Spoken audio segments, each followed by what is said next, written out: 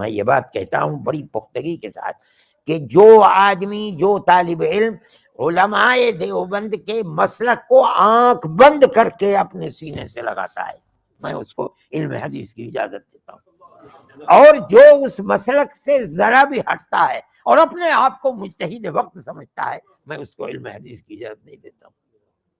یہ بہت واضح چیز ہے۔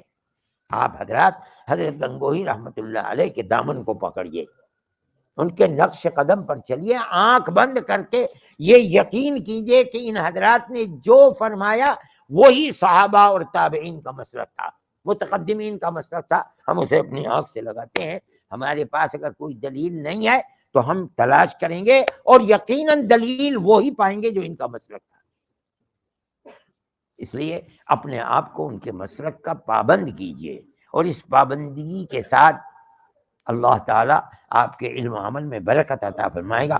ہم مجتہد وقت نہیں ہیں، ہم تو مقلدوں کے مقلد ہیں، ہمارے پاس علم اتنا نہیں ہے۔ وہ لوگ علم حدیث کے بہت جاننے والے تھے، قرآن کے جاننے والے تھے، فقہ کے جاننے والے تھے، وہ جو بات کہتے تھے دلیل کی بنیاد پر کہتے تھے، اور ان کا مسلک محفوظ مسلک ہے۔ جو آدمی اس کو مانتے ہیں علی الرأس والعینین، ان کو علم حدیث کی اجازت دی جائے، اور وہ علم حدیث کی اجازت اور علم حدیث کے پڑھنے اور پڑھانے کے مستحق ہیں۔ اللہ آپ لوگوں کے علم میں برکت عطا فرمائے۔